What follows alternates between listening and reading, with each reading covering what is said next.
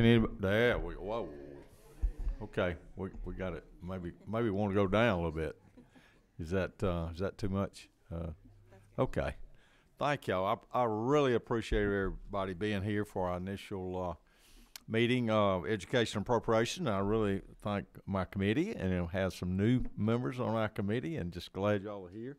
And I've got a new vice chairman here, Representative Glanton. I'm excited he's in that position. So, and just excited about our education budget and the funds to taxpayers are contributing to the education of our young people in this state. And I'm just excited to be a part of it to make every child's life successful with a great education. With that, I'm going to ask my Vice Chairman, Representative Blanton, to start us off with a prayer. Yeah. Thank you so much, Mr. Chairman. Thank you, Mr. Chairman. And I guess we'll get.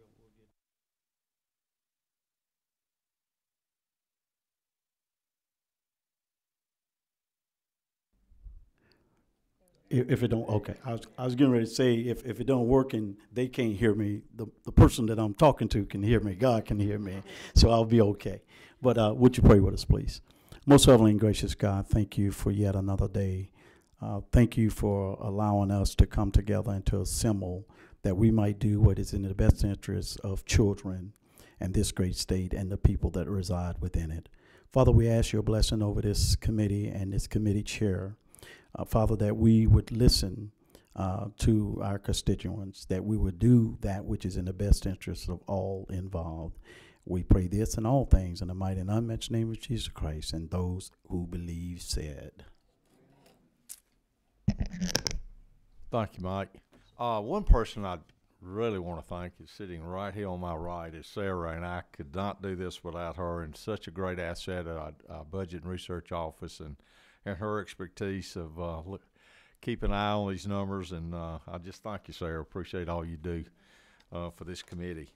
We got a lot of great things in this budget, and we'll go through it here. But first, I want to ask Ted Beck with the Department of Ed to come up and go through some parts of this budget that DOE. Thank you, Ted, for being here.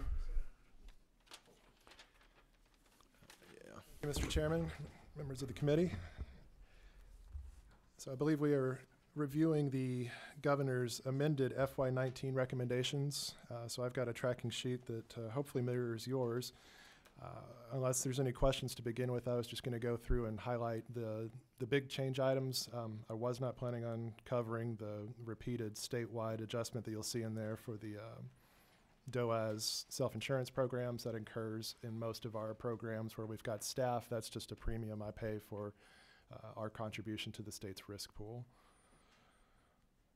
So our first significant change item would be item 24.2.1 in the Audio, Video, Technology, and Film Grants program. This is a recommendation to increase the existing budget from $2.5 million to a total of $6 million, so that'd be a $3.5 million increase. For those of you who haven't heard much about this program, it actually began before it came to us. I think in 2015, the governor at the time recommended an increase, and this was housed inside of the Student Achievement Office in partnership with the One Georgia Authority. Same basic premise. So for the last 5 years, there's been a provider out there that has allowed we, as the administrator of the program now, allow schools to apply to receive AV equipment. This includes the cameras, the ancillary equipment that you need to operate the cameras, editing software, all designed to be used in a school that has an existing audiovisual career pathway program. So there's an academic component of this that has to already exist in order for a school to apply. If we get an application and they actually have a program in place, we essentially place them on a first-come, first-served basis, and the total amount of the package has varied over the years between $25,000 and $30,000 per school. We have been placing somewhere between 70 and 80 of these packages each year that we've had it, so beginning in 2017, last year, and this year, into these schools, mostly high schools. The program is available to middle schools as well, but again, there has to be a middle school AV class in existence before we would consider that school as a eligible participant. The feedback that I've gotten secondhand through our CTAE department, which actually administers the grant, it's been positive. These are schools that had, again, some sort of existing curriculum in place, and what they were missing in some cases was just the physical goods to go out there and do some of this work. One of the unique partnerships that we've been able to establish in this last cycle is with the Georgia Film Academy, and so the package that a school receives now is designed to mirror technical specifications that we've gotten from the Film Academy, and so it's supposed to help tie in to where we've got more of a continuous progression, even as early as middle school, into the AV pathway, so that you could potentially start working on something like this in middle school, transition to a high school that also has a similar program, and then into a post-secondary setting with one of our eligible institutions inside of the USG system that are what we call Film Academy schools. And that's been a work in progress, but so far I think the results have been pretty good.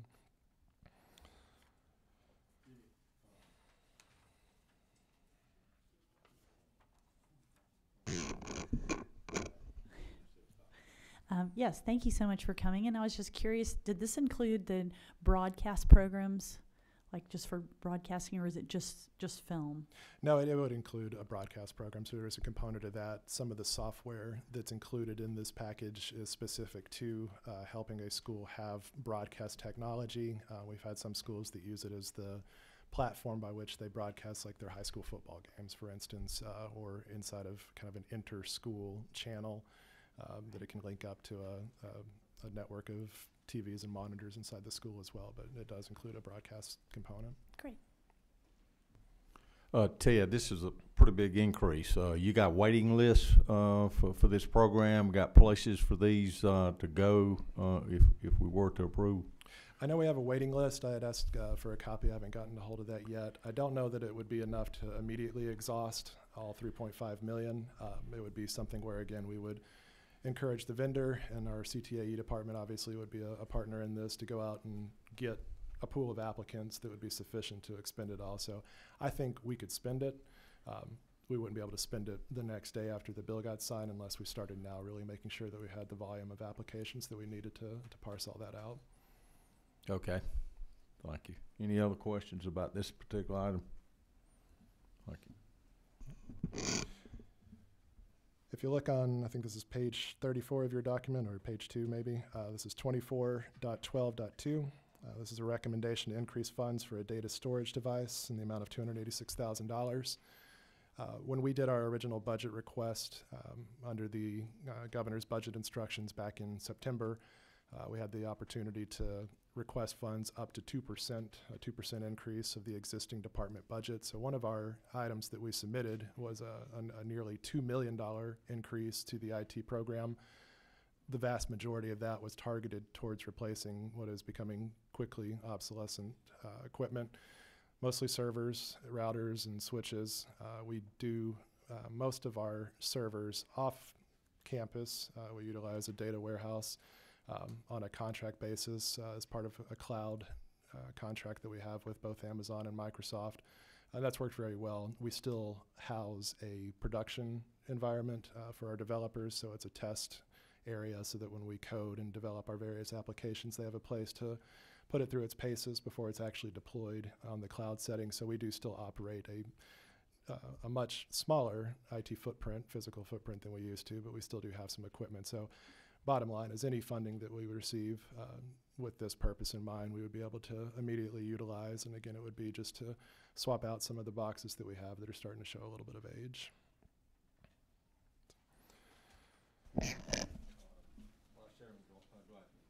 Thank you, Mr. Chairman. Quick question.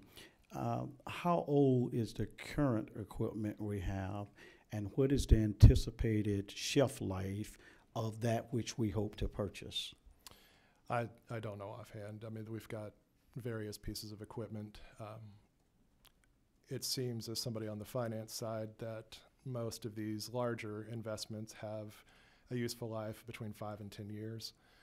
So we certainly do have some pieces of equipment that are at or beyond that. Doesn't mean they're unsalvageable, but you do run the risk of, particularly with your servers, data loss and those kinds of things. So we're able, again, to utilize some contracts that we have around backup and data protection that keep us operating, but I don't know what the specific piece of equipment would be, since that list kind of changes on a day-to-day basis for them. It's whatever has the biggest priority need. So I would expect it to be a server, and I think we could probably get at least 5 years out of a server pool with this funding. Follow up, Mr. Chair.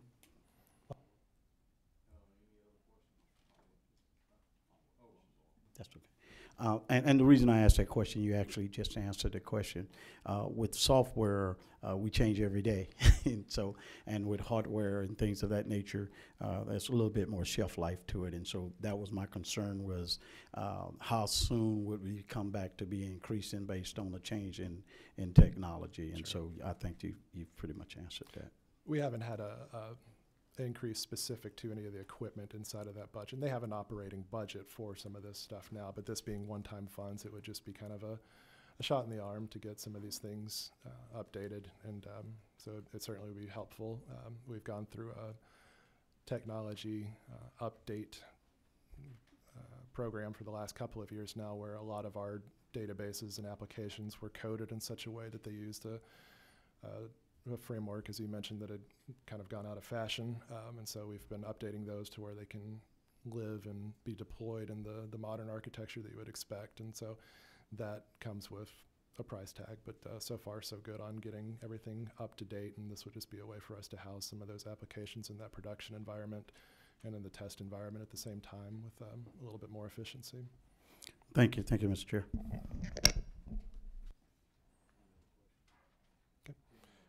Yes, sir. Item 24.18.1. So this is the start of change item recommendations that are specific to the quality basic education formula. So this is the local 5 mil share component.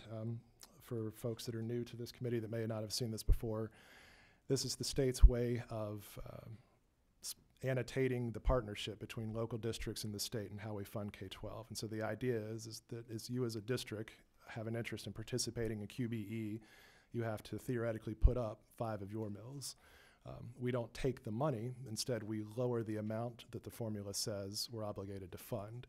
And so every time the state's total tax digest goes up as property values increase, this number goes up as well. And so that's what we've been seeing the last, I think, 3 years in a row now, is an increase in the state's total local tax digest. It's back over $1 trillion, which is always fun to say. That's not universal. One of the things I shared in our presentation to the Joint Committee was that if you go and look, there's actually around 50 or so districts that have lost money since 2013, which was kind of that low point in terms of the property tax digest. It's a lagging indicator, so even though the recession was essentially 2008, 2009 in terms of real calendar dates, the full effect on property values across the state didn't really manifest until that 2013 digest. But all that to say is that for places that are growing, the economic recovery continues to go well for them. Their digests are going up. They're able to fund their systems at a greater rate than they were before, but there are certainly a number of districts, almost a third of our districts, that are in a place where they have less dollars than they did even in 2013. Items 24, oh, I'm sorry. Hold on, Ted. I've got a question. Here we go. Thank you, Mr. Chairman. Was just curious, because I am new to this committee, and that is, just want to understand, so the local district will put up 5 mills, and then you match that, or you cover that, or you pay them back for that per the formula? A quick way to think of it is, let's say that the formula says that we're supposed to commit $10 billion to the K-12 system this year. When we look at that statewide tax digest number, if you take 5 mills of that, let's say it's worth $100 million, we would defray that $10 billion outlay by that amount. So we don't ever actually take the money out of a district. We just pay out less on that 5 mil share, if that makes sense. Still doesn't make sense. It's a negative number. Yeah, it's weird. But you pay out less based on what they collected, so if they collect more, then you give them a little bit less. That's correct. So as the Okay. state's digest increase as a whole, the state is obligated legally to pay out less through the QBE formula. So again, it's Okay. intended to represent that share. And so the way it shakes out in reality is that for most districts, it's close to a, let's say maybe 55-45 split. Okay. 55% state funds, 45% local funds, and then anywhere from 5 to 10% depending on the district federal funds. So Okay. it shows up in the budget in a kind of odd manner. It's a negative number, Yeah. but all it's doing is saying that in that subsequent program, everything in 24.19, Mhm. whatever gets appropriated there for QBE, the big program, we're going to pay out that much less that's in the local 5 mil share program. So, Okay. yeah. Got it? Yeah, right. Yes. The question I have is how does the equalization grant fall into play with some of those districts you were saying that end up getting less because of their tax base? Sure. Both the 5 mil program and equalization are largely driven by the tax digest. Those are the big pieces of the formulas that go into play there. It's the same thing. So if a district is seeing their tax digest go up, if they were eligible for equalization, they have the potential to come off the list if they exceed the statewide average per pupil tax digest. If they stay underneath that threshold, but they've gone up a little bit, the amount that we would equalize them decreases as well. Conversely, if they're one of these districts that have lost funding or haven't seen an increase in their tax digest over the last 4 or 5 years, if they're eligible for equalization, the most likely scenario would be that we're equalizing them at a greater amount because the statewide average has continued to grow each year over the last 4 years. You won't see a change to it in the amended budget. So the appropriation comes out basically once a cycle. So the original appropriation for the FY19 cycle is that 24.17. It's about $615 million. There is a recommendation to increase it in accordance with what the formula produced in the FY20 budget, I think by 70-something million dollars.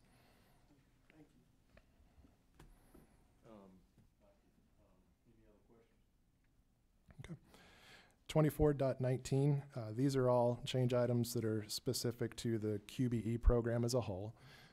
Again, this was something we covered in the joint hearings, but the bottom line this year is we didn't see a whole lot of growth in terms of the number of students in the system, and that's been the case for the last couple of years now, and we think the reason behind that is largely just a decrease in births that we saw right there at the start of the recession. We have a graph that you can look at, and beginning in 2008, the number of births year over year went down.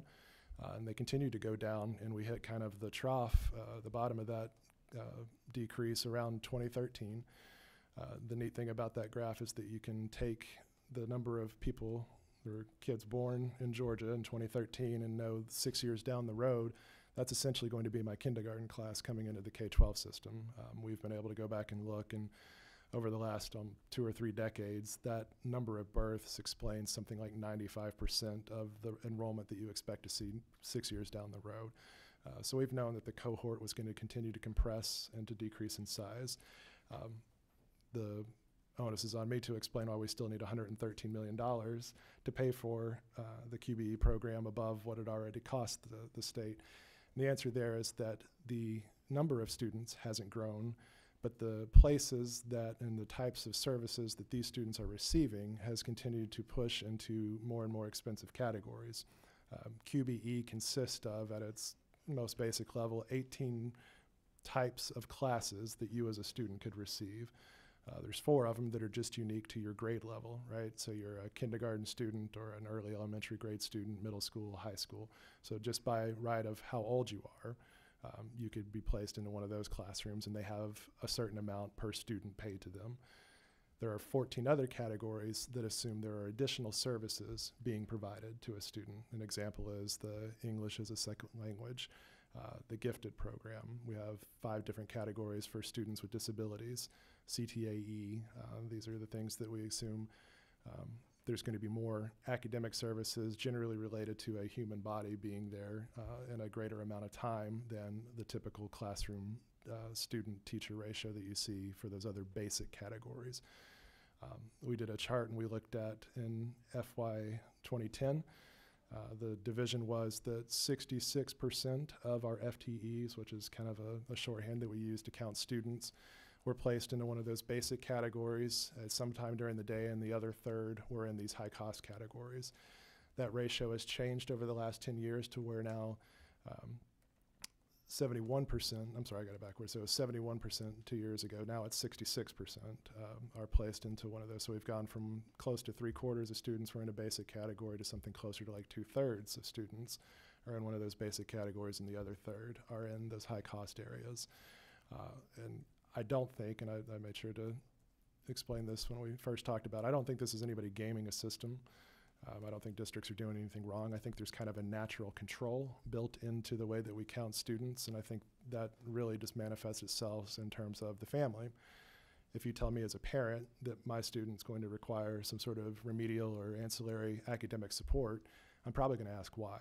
And that may not be a universal experience, but I think in most cases, there's going to be some sort of interaction where the family wants to understand what the placement recommendation is about, what kind of services the school thinks that their student needs.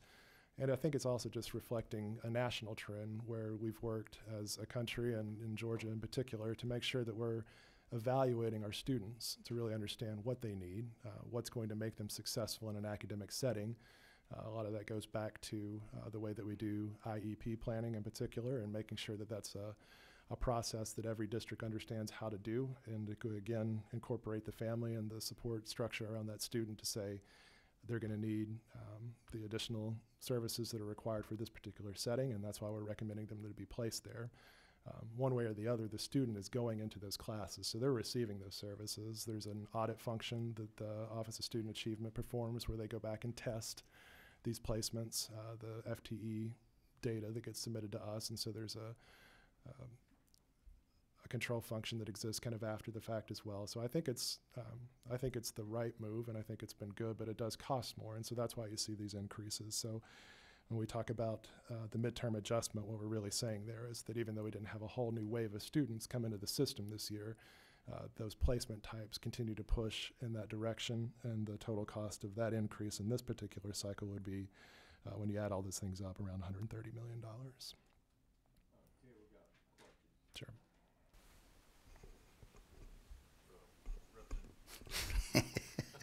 Thank you, Chairman Dickey. I asked you about this in the joint session a couple days ago, last week, excuse me. I guess my question is, are we seeing, is it linear in its growth, or is it more bumpy? Are we anticipating, like when we get the big budget, is there going to be an adjustment made here that anticipates the same level? So you'll see, just by the nature of the way we run the formula as a state, any change that you see in the midterm is generally reflected in the big budget, as it were. So yes, there is a corresponding increase that reflects the same thing. It's because we only have that data point at 2 times a year. And so we're guessing what the makeup of the classroom is going to look like this time next fall. So we don't really know. So that's really what the midterm adjustment's supposed to do in case we guessed wrong. And we typically under-project, and I think that's purposeful. It's a conservative way of budgeting for this. If we under-projected for any district, we catch them up, and so that's what the midterm is. But you'll see the same increase there in the FY20 budget recommendations as well. I haven't looked at a category-by-category basis to really see whether it's linear or not. For the most part, I can say generically it kind of looks like that. It's a general shift. It grows by about the same amount. Those categories widen in the number of placements by about the same amount, it looks like, each year. And it's not on a year-to-year basis staggering, but when you look at it over the course of a decade, we saw some pretty significant shifts, particularly around the students with disabilities. All of those categories have gone up by about 40% over the last 10 years. Which again implies 4% on a year-to-year basis. Gifted was another one that was surprising. We had 60-something thousand gifted FTEs in FY10. This year we had 110,000. So there's just more of that identification and placement happening. So again, each of those categories comes with a greater per FTE payout, and that's why you see that jump. Follow up, Mr. Chair. This is really interesting information to me. So we're not seeing it plateau out yet. We're not seeing it flattening. It's still on an upward trend. I don't want to promise you one way or the other without having really dug into it. So I would not be surprised if we saw it continue to move in that direction, but I would assume that there is some sort of natural saturation point where we've identified as many students as you would expect to identify in that. and I know you probably can't answer this because it's similar to the question I asked you in the joint committee meeting, but I would love to see some study done. I know, I think you responded in the joint committee that it's probably mostly as a result of schools doing a better job of identifying these needs. But I would love to hear some, in a different setting, probably the budget's not a place to talk about that, but some kind of an explanation as to why we're seeing so much more of this, that if it goes beyond the fact that our schools are doing a better job identifying it. And do we see, where's that going? Is it just going to continue to trend that direction for the next decade? Mm-hmm. And if so, we obviously need to make adjustments to be prepared for it. But thank you. Okay. Other questions? Okay. The last item that we'll cover here is the school security grants. This is item 24.22.1. And so this is a recommendation by the governor to fund $69 million in grants. The way it was calculated is fairly simple. It's just $30,000 per school. The definition of school gets a little bit technical, but by and large, you can assume that it's a physical building with students inside of it, which seems to make sense. They just call them different things in some cases, but we are certainly very much in support of this recommendation. Would be very excited to see this go out. We think we haven't received any indication that there's a specific subset of safety activities or purchases that the governor's office expects. I think it's really going to be driven by local need. Those boards and those superintendents are going to figure out what those systems need, and whether that's a physical improvement or a hardening of the campus, or whether it's purchasing some sort of a service where you get an assessment done to help you identify what you think your risk points are going to be. But we would certainly be in support of this initiative and look forward to seeing if the legislature agrees. Thank you, Mr. Chairman. My question is, would this apply to LEA locally approved public charter schools? Our understanding is it would, yes.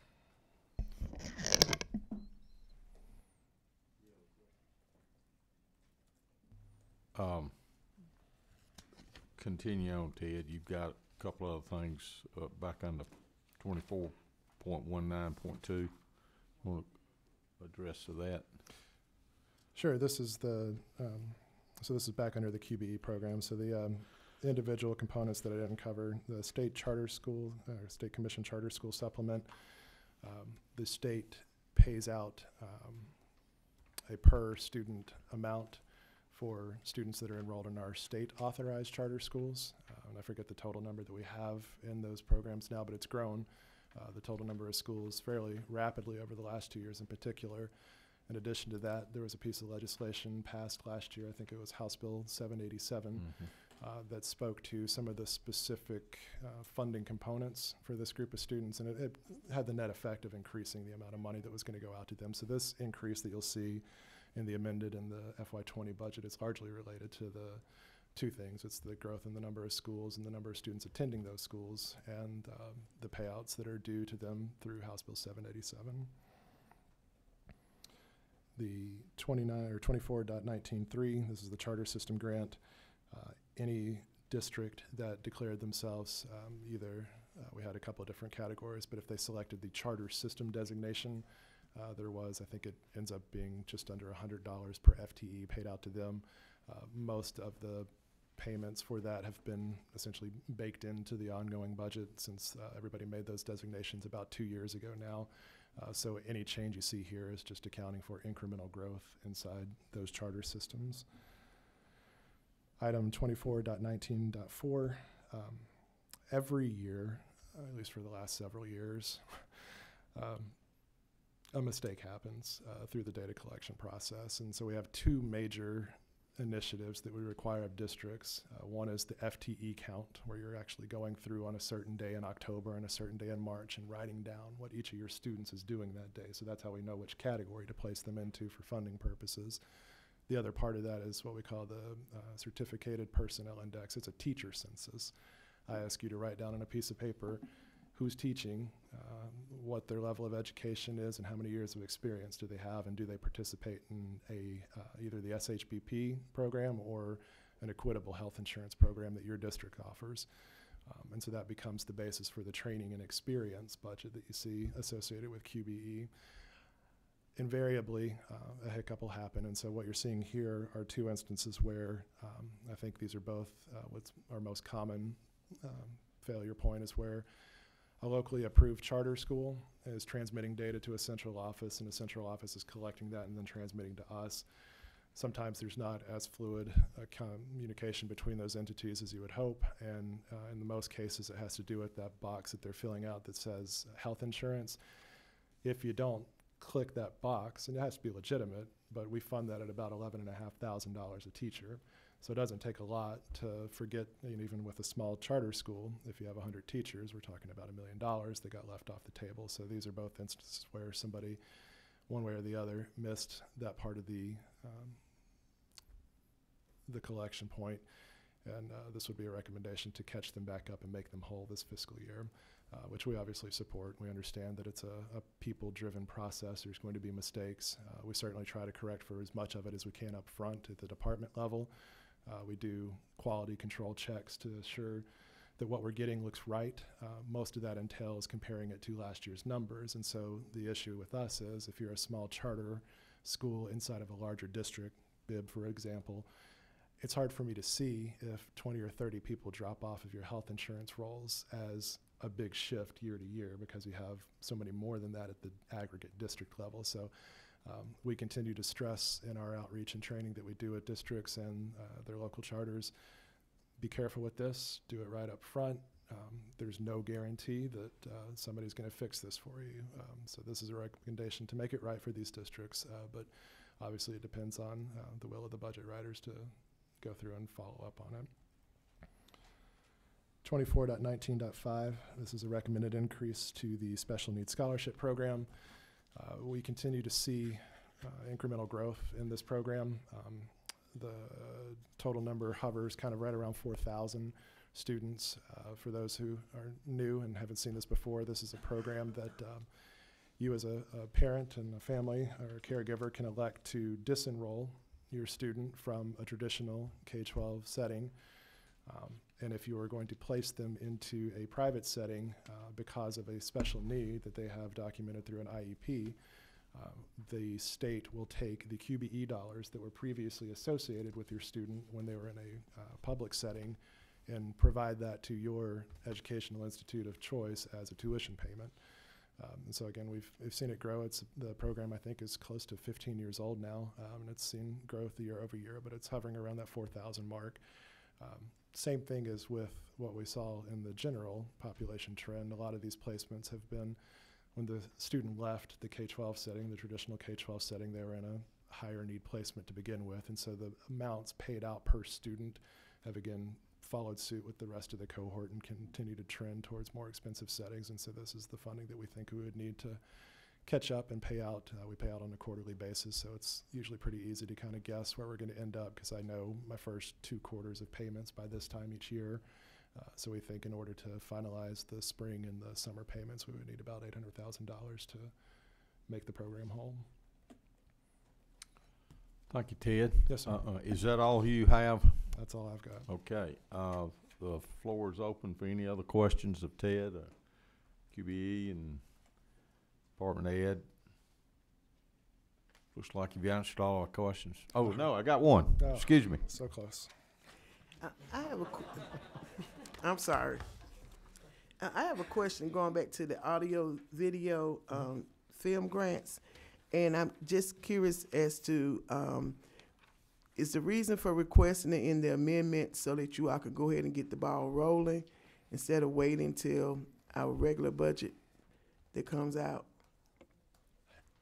I'm not sure I know the exact impetus for placing it in the amended. My suspicion would be just because of the fact that it's being placed in the amended budget, is the idea is that there is an interest in getting a lot of these Film Academy packages out, that there's been enough interest expressed in them that we could do that now, and you wouldn't be making a quote-unquote permanent adjustment to the budget, that back in FY20 it would start again at $2.5 million.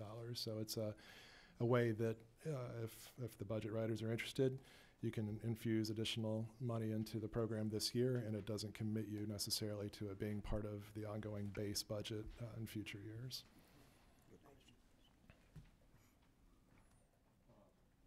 Thank you, Ted. Appreciate you being here. Thank you very much.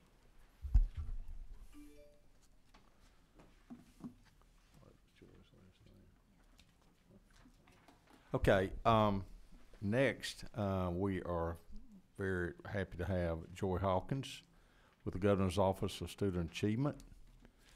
Thank you, Joy, for coming here and Thank you for having talking about your budget and maybe talking about a few things. And you are brand new in this position, me. Right. but not new around this education. And thank you for what you do, and looking forward to working with you Absolutely. and to get things in your department.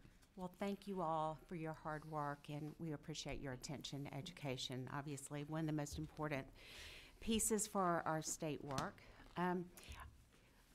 Governor's Office of Student Achievement, relatively to DOE, it's a very small agency.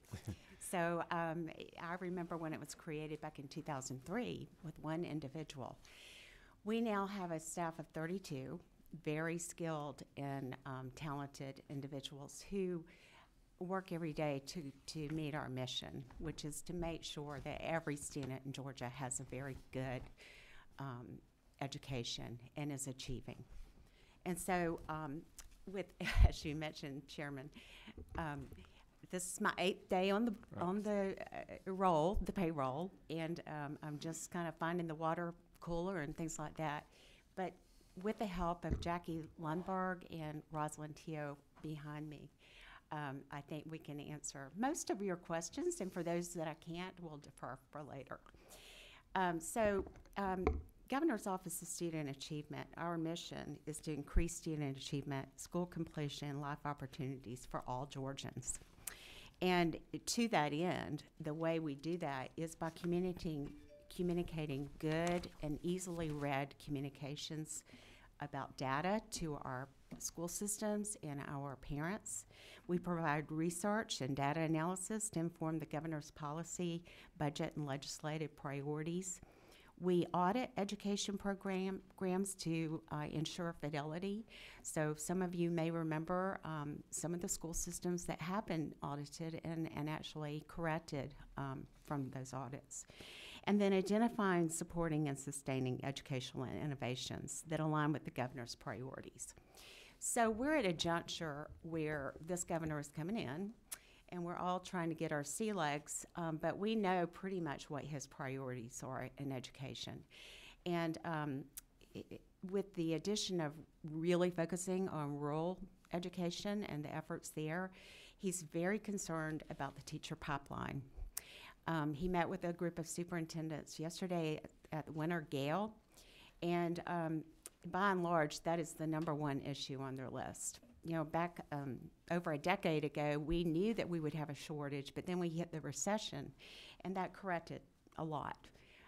We're now probably at the worst place in Georgia's history as far as having the right STEM teachers, the right language arts teachers, and special ed. And so there were some suggestions about how to rectify that and really move teachers in recruitment and retention. So we'll be working very closely with a lot of different groups and you to identify ways that we can grow our own in all parts of Georgia. The second issue that that's very near and dear to his heart is the fact that we have 63% of our students who are not reading proficiently at grade 3. And when you think about that, for our workforce particularly, that sends a huge message to employers who are looking to locate here. Because education, low literacy like poverty is a multi-generational cycle. And so we know that those third graders who are not reading proficiently are more likely to drop out of high school, become incarcerated, have poor health, and live in poverty. And as they grow older and have families of their own, more likely than not, their children will not be reading at 3rd grade proficiently. So he's laser focused on that, and the fact that 1 in 6 adults is reading at 5th grade level. We will be working with all education state agencies, DFATs, and others to align and focus those efforts because we've got to get momentum, and he calls this an urgent issue. Moving into our 4 areas of work currently, we have 4 main buckets. For the last decade, GOSA has provided innovation grants for local districts. We provide research evaluation, auditing, and data analysis, as I mentioned. We now have, per House Bill 338, which passed last year, and the Chief Turnaround Officer, we have the Governor's School Leadership Academy within the purview of GOSA, and we're now entering into our 2nd year. So we have 26 aspiring principals, 19 principals who have gone through the 1st year of that training. And those are all associated with the lowest 5% performing schools. So as we go into, as we move into the next days of this administration, we'll be working very closely with Governor to continue working on and resetting some of the priorities that have been in position within the Governor's Office of Student Achievement. We will continue most likely with our grant making, but we're taking a close look at that to see which grants have provided the best and the most effective impact, because this governor is all about impact. And so we're looking, reviewing those grants and those opportunities. So with that, the other thing that I'd like to mention is in 2013, we had established by statute a nonprofit organization, which is the Innovation Fund Foundation. And that's where the Qualified Education Donation Tax Credit goes to for the purpose of using that money for the lowest performing schools. As of January 22nd of 19, we produced about almost $5 million in those funds, and the Department of Revenue has approved $4 million for the purpose of providing grants and opportunities for those lowest performing schools. One of the things that we weren't given the opportunity to do by statute is actually go out and fundraise. And so we're talking with the governor about that possibility. I come from the Reach Georgia program, and we started a foundation there where in the first year we raised $750,000 private funds. That goes a long way when you talk about matching it with public funds, so we'll be exploring that possibility. So the only request that we have this year for FY19 is another $350 for the AP exam, and that's just based on a possible underestimate with working with the College Board. Other than that, we have other administrative fees attached with insurance and cyber insurance and so forth, just as DOE has. So at this juncture, are there any questions?